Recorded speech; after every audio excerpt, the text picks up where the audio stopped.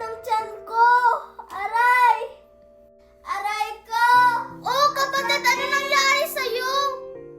Ate, ang sakit talaga ng tiyan ko. Kagabi pa to. Kaya siguro sumakit yung tiyan mo kasi puro ka cellphone. Hindi talaga, ate. Di ba hindi tayo kumain kagabi kasi walang ulam? Hala, oo nga, hindi tayo kumain kagabi. Kaya mo pa ba? Kaya naman, ate, pero nagugutom na talaga ako. Sige, dyan ka lang ha. Pupuntahan ko lang si nanay. Bakit ganun si nanay? Dati, nung hindi pa namatay si tatay, inalagaan niya kami. Ngayon, wala na siyang pakialam sa amin. Ano to? Ang laki naman ito. Saan ako kukuha ng pera pambayad nito? Sobrang laki. Wala akong kapera-pera dito kasi iniwan ako ng asawa ko. Nanay, nanay! Yung kapatid ko sumakit yung tiyan. Wala ba tayong ulam? Wala. Wala tayong ulam kasi wala tayong pera. Tiisin niyo yung gutom niyo. Kung hindi niyo na kaya, hindi maghanap kayo ng pagkain. Pero nanay, wala na pong pagkain dun sa ref. Ano? Wala nang pagkain sa ref? Di ba kaka-grocery ko lang? Siguro inubos niyo. Simula nung iniwan tayo ni tatay, hindi po kayo nakapag-grocery. Huwag mo akong pagsasalitaan ng ganyan. Hindi mo alam yung pinagdadaanan ko. Nay, gutom na talaga po kami. Wala akong pakialam kung nagugutom kayo. Problema nyo na yon. Maghanap kayo ng pagkain. Yatsing buhay to. Bakit ganun si nanay sa amin? Mare, maniningil ako ng utang mo. Ano po yun, ate? Asan pala yung nanay mo? Sabihan mo siya na naniningil ako ng utang. Naku po, wala po dito. Umalis po. Ah, ganun ba?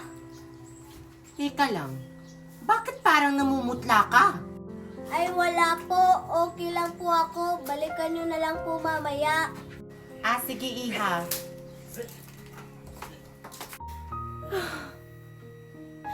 Hindi ko na alam yung gagawin ko. Ang dami kong bayarin. Lulong na rin ako sa sugal. Hindi ko na talaga alam gagawin ko. Bakit mo naman ako iniwan asawa ko? Asan kaya si nanay? Bakit hindi pa siya umuwi? Ate, nasa na po si nanay? Gutom na talaga ako. Umalis yun eh. Di ko alam saan yun pupunta. Wala na ba talaga tayong pagkain dyan? Nagugutom na talaga ako. Sige, dyan ka lang ha. Maghahanap ako ng pagkain. Sige, ate. Ito na lang. Pwede naman siguro itong maging ulam. Mabubusog yung kapatid ko nito.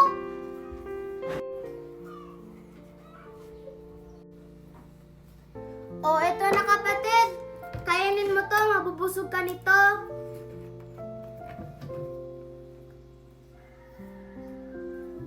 Ate, parang di ko naman ata kaya kainin tong ketchup.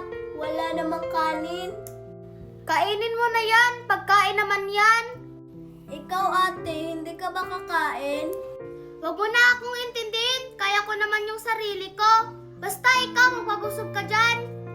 Sige po, ate.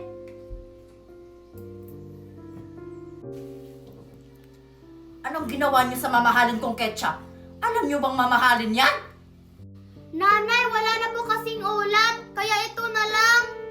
Di po kasi kayo nagluluto para sa amin. Anong akala niyo sa akin? Kasambahay? Mas mabuti pang iiwan ko na lang kayo. Dagdag lang kayo sa problema ko. Nay, wag niyo po kami iwan!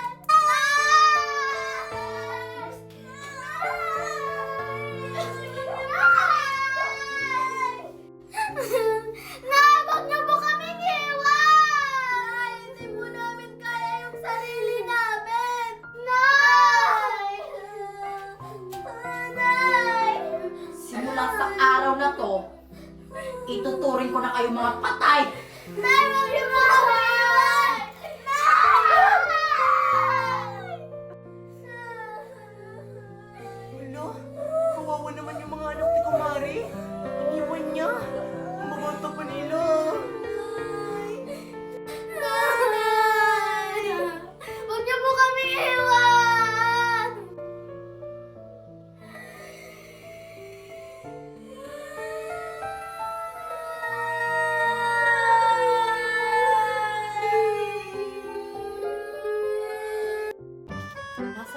batang yon?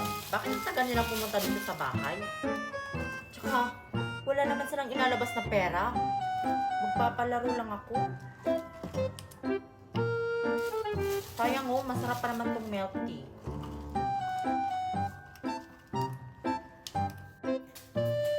Kain ng meret. Hi, Aling Miret. Nandito na po kami. Buti naman nandito na kayo. Gusto ko lang naman bumawi sa inyo mga bata.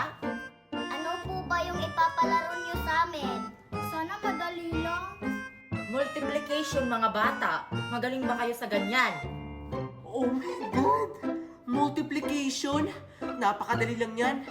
Patay, hindi ako marunong. 1 plus 1 lang yung alam ko. Ako din, mahina ako sa math. Ano mga bata, handa na kayo? Kasi mag-uumpisa na tayo. Yes po, Ninang. Handa na po ako. Ewan ko po sa kanila. Huwag kayong mag-alala mga bata. Madali lang naman yung ipapasagot ko sa inyong multiplication. Sana makakasagot ako. Oh, sino mauna sa inyo? Sila na lang muna, Ninang. Sa panghuli na ako. Oh, Bianca Iha, halika dito. Sana 1 times 1 lang. Galingan mo, Bianca, para may melty ka. O sige Bianca, huwag kang kabahan. Tinuruan ka naman siguro ng teacher mo doon sa school, di ba? Makakasagot ka nito. Hindi naman po ako gaano marunong sa multiplication, Aling Miret. Ano ka ba? Kaya mo to, Iha. Ito na. 1 times 1 equals... 1 times 1? Ang dali lang nun ah. 36 ata yung sagot. Ang tagal mo namang makasagot, Iha. Eh, ang dali-dali lang yan. Dali na, ano ba? 11 po. Ay naku, mali. Ha? Paano naging 11 yun, Iha? Saan mo yun nakuha? Nagbilang po ako, Aling Miret. Naku, Bianca, mali. 1 yung sagot. Paano ba yan? Wala kang milk tea. O sige, next! Sayang si Bianca, hindi nakasagot no. May melty na sana siya. O, ikaw na, Lindimin. O ikaw, Iha, handa ka na? Opo. Galingan mo, Lindimi. Kaya mo yan. 5 times 5, lend me. 5 times 5? Ang dali lang nun ah. Anong sagot, Iha? Isang milk tea, oh, kapag nakasagot ka. Bahala na. 25. Tama siya. Ang galing mo naman, Iha. Congratulations! Oh, kunin mo na yung milk tea mo. Sana all nakasagot si Lindimi. Tama yung sagot ko. Thank you po, Aling Miret. Buti pa yung batang si Lindy May nakasagot. Siguro, nakikinig siya dun sa teacher niya. O sige, next! Oh, ikaw na, Sheena. Galingan mo ah. Oo. O sige, Iha. 7 times 8 equals... 56 po, Aling Miret. Ang galing! Ang galing mo naman, Iha. Oh, Magaling pala si Sheena. Pero hindi ako magpapatalo no. Salamat po, Aling Miret. next!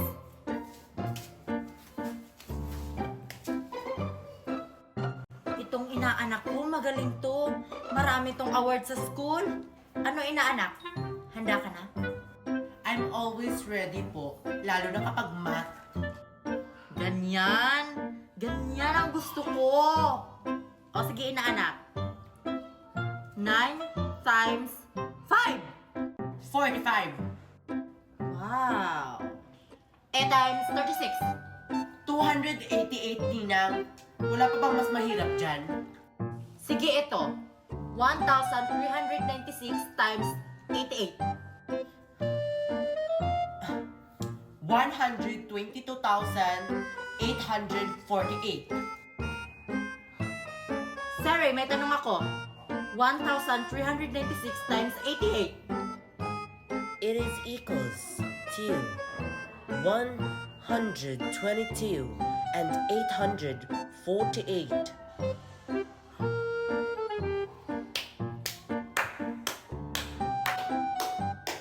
Oh, ano Ninang? Nasagot ko lahat. Kaya ibigay mo na yung lahat na milk tea. O sige inaanak, dahil magaling ka sa multiplication, sa'yo na yan lahat. Thank you, Ninang.